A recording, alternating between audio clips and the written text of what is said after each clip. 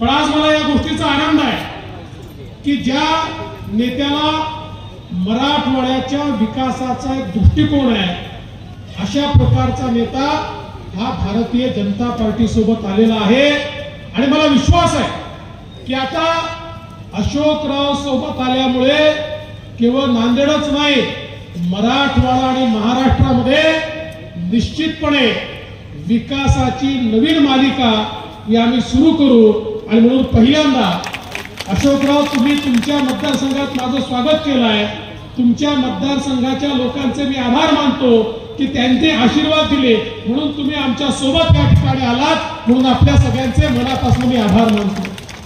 बंधू भगिनींनो, ही निवडणूक ही ग्रामपंचायतची, नगरपालिकेची, महानगरपालिकेची किंवा विधानसभेची निवडणूक नाही आहे, देशाचा नेता निवडण्याची निवडणूक आहे। 5 वर्ष देश कोणाच्या हाती द्यायचा याचा फैसला करण्याची निवडणूक आहे। आणि याच्यात दोनच पर्याय आहेत। एक पर्याय विश्व गौरव असलेले विकास पुरुष आपले नरेंद्र मोदीजी आहेत आणि मोदीजींच्या नेतृत्वात आपली महायुती आहे।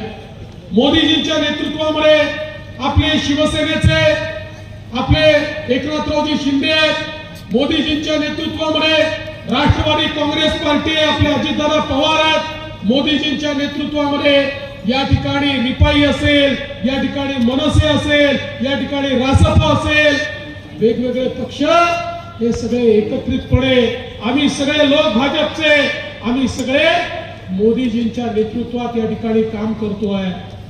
आमची ही विकासाची गाडी आहे, या विकासाच्या गाडीचं इंजिन मोदीजी आहे आणि याला सगळे वेगवेगळ्या पक्षाचे डब्बे लागलेले आहेत। आणि बंधू भगिनींनो, ही गाडी कशी आहे?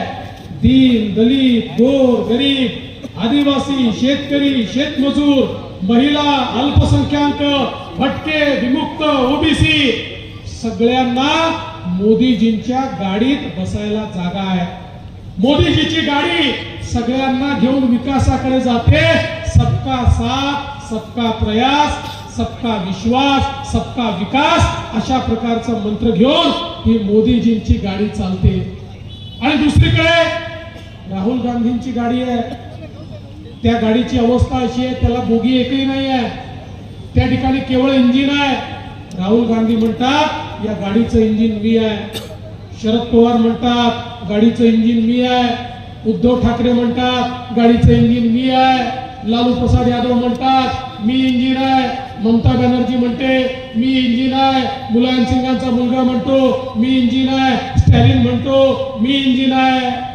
बंधू भगिनींनो, खरं म्हणजे सगळे म्हणतात मी इंजिन आहे, कोणीही दुसऱ्याला नेता मानायला तयार नाही आहे। आणि मला सांगा, इंजिन मध्ये सामान्य माणसाला बसायला जागा असते का? इंजिन मध्ये केवळ ड्रायव्हरला बसायला जागा असते, सामान्य माणसाला बसायला जागा नसते। त्यामुळे त्यांच्या गाडीमध्ये तुम्हाला बसायला जागा नाही आहे। आणि यांचं इंजिन देखील कसं आहे? यांचं इंजिन राहुल गांधी दिल्लीकडे ओढतात, पवार साहेब बारामतीकडे ओढतात, उद्धव ठाकरे मुंबईकडे ओढतात, स्टॅलिन दक्षिणेकडे ओढतात। यांचं इंजिन हलतही नाही, डुलतही नाही, चालतही नाही, असं ठप्प इंजिन या ठिकाणी आहे। आणि त्यामुळे विकासाच्या गाडीमध्ये आपल्याला बसायला पाहिजे। मोदीजींच्या विकासाच्या गाडीला प्रताप पाटलांचा बोगी लावली की अख्खा नांदेड त्याच्यामध्ये बसवता येईल आणि अख्खा नांदेडला घेऊन प्रताप पाटील मोदीजींच्या सोबत त्या ठिकाणी जातील। आणि आमच्या अशोकराव चव्हाणांची बोगी तर ऑलरेडी मोदीजींच्या गाडीला लागलीच आहे, गोपचडेंची बोगी आता आम्ही लावलेली आहे, त्यामुळे नांदेडला 3 बोग्या या ठिकाणी मिळालेल्या आहेत। अख्ख्या नांदेडला विकासाकडे नेण्याचं काम माननीय अशोकरावांच्या नेतृत्वात या ठिकाणी निश्चितपणे होईल। आणि म्हणून मी तुम्हाला एवढीच विनंती करण्याकरता आलो आहे। बंधू भगिनींनो, मोदीजींनी गेल्या 10 वर्षामध्ये हा देश बदलला। गेल्या 10 वर्षात गरीब कल्याणाचा अजेंडा मोदीजींनी चालवला। आपण बघा, 10 वर्षामध्ये 20 कोटी लोक जे कच्च्या घरात झोपडीत राहायचे त्यांना पक्कं घर मिळालं। 55 कोटी लोक ज्यांच्या घरी शौचालय नव्हतं त्यांच्या घरी शौचालय गेलं. 50 कोटी लोक ज्यांच्या घरी गॅस नव्हता त्यांच्या घरी गॅस गेला. 60 कोटी लोक ज्यांच्या घरी आमच्या आया बहिणींना त्या ठिकाणी घागर घेऊन विहिरीवर किंवा नदीवर जावं लागायचं, त्यांच्या घरात शुद्ध पिण्याचं पाणी हे माननीय मोदीजींनी पोहोचवलं. 80 कोटी लोक 2020 सालापासून मोदीजी त्यांना मोफत रेशन देतात आणि मोदीजींनी सांगितलं पुढचे 5 वर्ष देखील या 80 कोटी लोकांना मोफत रेशन मी देणार आहे. आणि आपल्या महाराष्ट्रामध्ये 7 कोटी लोकांना मोफत रेशन देण्याचं काम हे माननीय मोदीजींच्या माध्यमातून होत आहे. देशामध्ये 55 कोटी लोकांना 5 लाखापर्यंतचा इलाज मोफत देण्याचं काम मोदीजींनी केलं. आणि आता सांगितलं 70 वर्षाच्या वरचे ते कुठल्याही जातीचे असो, धर्माचे असो, पंथाचे असो, कुठली भाषा बोलणारे असो, अशा प्रत्येकाला सगळा इलाज मोफत, गोळ्या मोफत, जे लागेल ते मोफत देण्याचा निर्णय हा माननीय मोदीजींनी या ठिकाणी घेतला. मगाशी अशोक रावांनी सांगितलं खरं आहे, जवळजवळ 55-60 कोटी लोकांना 10 लाखापर्यंतचं मुद्राचं लोन मिळालं.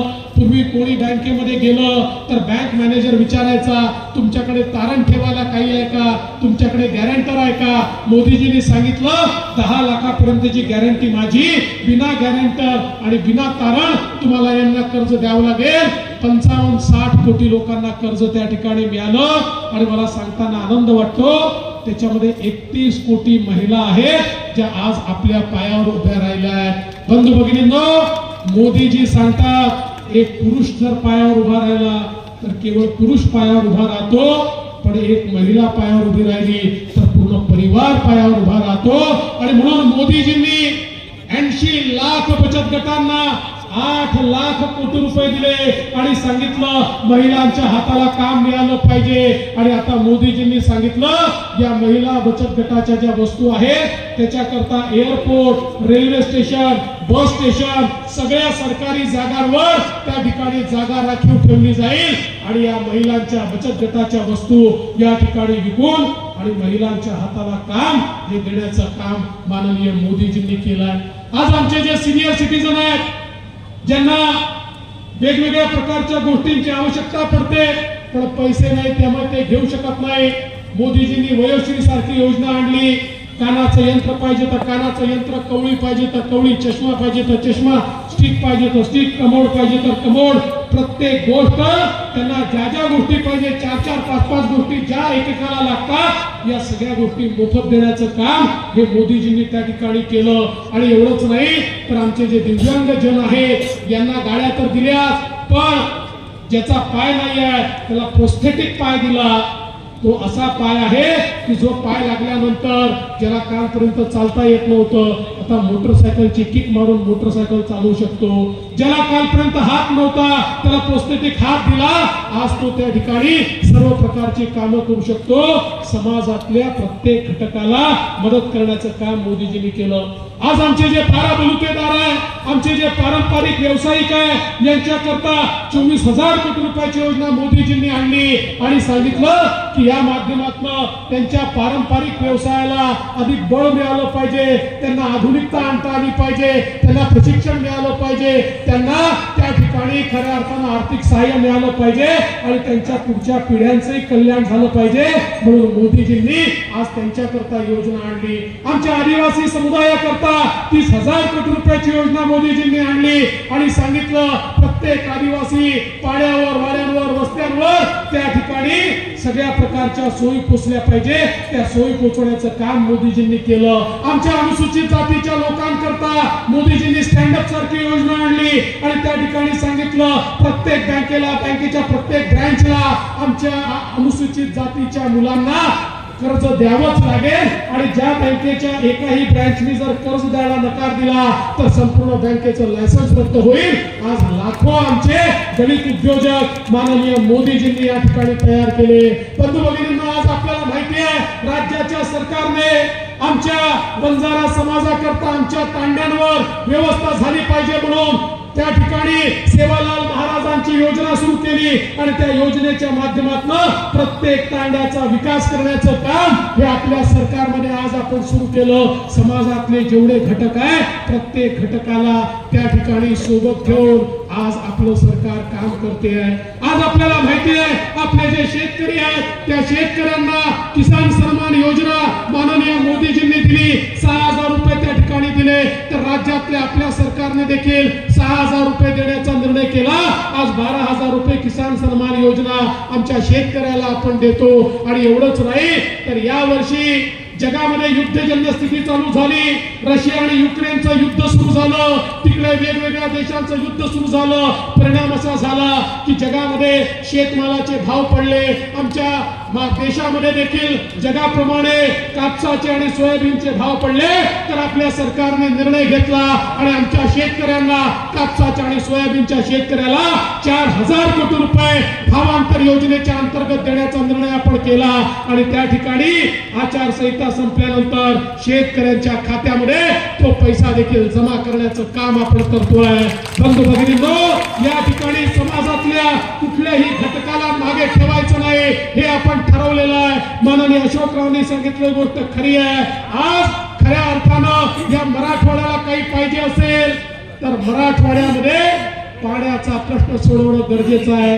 अशोकराव, तुम्ही खूप मेहनत त्याकरता केली, मी मुख्यमंत्री असताना मेहनत केली, आपल्या अनेक लोकांनी मेहनत केली. आता आपण त्या टप्प्यावर आलेलो आहोत आणि मला विश्वास आहे की एकदा आपण जर बसलो आणि योग्य प्रकारची नीती तयार केली तर जे आपण ठरवलंय वाहून जाणारं पाणी हे आपल्याला गोदावरीच्या खोऱ्यात आणायचं आहे.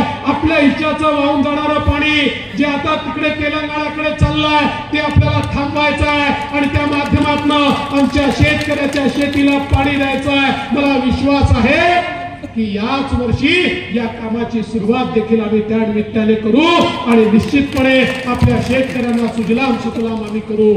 हे सगळं आम्ही काय करू शकतो?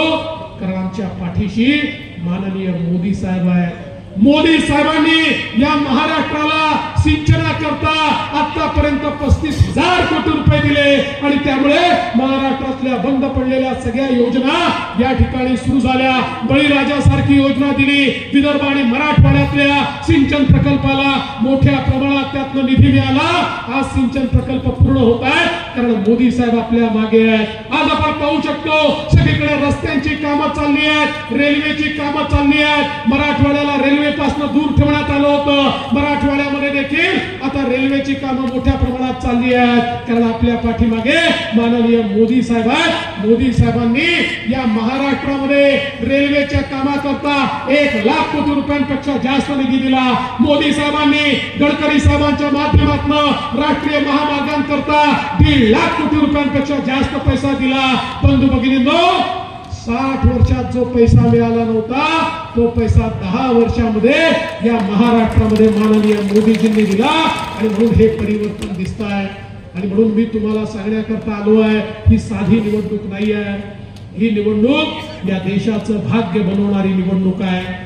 मोदीजींनी या देशाची अर्थव्यवस्था 11व्या क्रमांकावरून 5व्या क्रमांकावर आणली आणि आता सांगितलं पुढच्या 5 वर्षामध्ये जगातली 3री सगळ्यात मोठी अर्थव्यवस्था आपला भारत होणार आहे. आणि अर्थव्यवस्था जेव्हा मोठी होते तेव्हा संधी निर्माण होतात. अर्थव्यवस्था मोठी होते, रोजगार तयार होतो. अर्थव्यवस्था मोठी होते, गरीब कल्याणाचा अजेंडा चालतो. अर्थव्यवस्था मोठी होते, इन्फ्रास्ट्रक्चर तयार होतं. अर्थव्यवस्था मोठी होते, रस्ते, पाणी, वीज या सगळ्या गोष्टींमध्ये मोठ्या प्रमाणात गुंतवणूक होते. अर्थव्यवस्था मोठी होते तर जनसामान्यांचं कल्याण होतं. जे जगाला करता आलं पण भारताला करता आलं नाही ते आता मोदीजींच्या माध्यमातून या ठिकाणी चाललेलं आहे. आणि म्हणून यावेळेचं मत हे भाजपा करता नाही आहे, यावेळेचं मत हे भारता करता आहे. कारण मोदीजींनी सांगितलं पिछले 10 साल ये तो सिर्फ ट्रेलर था, असली पिक्चर अभी बाकी है। पुढच्या 5 वर्षामध्ये या देशाला अशा प्रकारे परिवर्तित करायचं आहे की या देशाकडे कोणी वाकडी नजर करून पाहू शकणार नाही आणि या देशामधली गरिबी संपवण्याचं काम मोदीजी करतायत। 10 वर्षामध्ये 25 कोटी लोकांना गरिबी रेषेच्या वर आणण्याचं काम मोदीजींनी केलं। पण मोदीजी म्हणतात जोपर्यंत देशातल्या प्रत्येक गरीबाची गरिबी मी संपत नाही तोपर्यंत मी शांत बसणार नाही। आणि म्हणून बंधू भगिनींनो, अशा नेत्याच्या हाती आपला देश द्यायचा असेल तर मोदीजींना मत म्हणजे कमळाला मत। या ठिकाणी प्रताप पाटील चिखलीकरांच्या कमळाची बटन दाबली, प्रताप पाटलांना तर मत मिळतच पण मोदीजींना देखील ते मत मिळतं। आणि म्हणून मी तुम्हाला विनंती करण्याकरता आलो आहे, निवडणूक जवळ आली आहे। प्रताप पाटलांनी मागच्या 5 वर्षामध्ये या ठिकाणी खासदार म्हणून उत्तम काम केलंय, ते सगळ्यांच्या संपर्कात राहिले आहेत। वेगवेगळ्या प्रकारे या ठिकाणी वेगवेगळ्या योजना आणण्याचं काम त्यांनी केलं आहे आणि अशा प्रकारचे प्रताप पाटील पुन्हा आपल्या सोबत आहेत। आणि आता तर यावेळी अशोकराव देखील सोबत आहेत, त्यामुळे आपला भरभरून आशीर्वाद हा प्रताप पाटलांना द्या। येत्या 26 तारखेला कमळाचं बटन दाबा। तुम्ही कमळाचं बटन दाबलं की या ठिकाणी प्रताप पाटलांना तर मत मिळेल पण त्यासोबत मोदीजींना मत मिळेल। मोदीजींना तिसऱ्यांदा प्रधानमंत्री बनवण्याकरता या ठिकाणी आपला आशीर्वाद द्या एवढीच विनंती करतो आणि माझं बोलणं संपवतो। धन्यवाद। जय हिंद।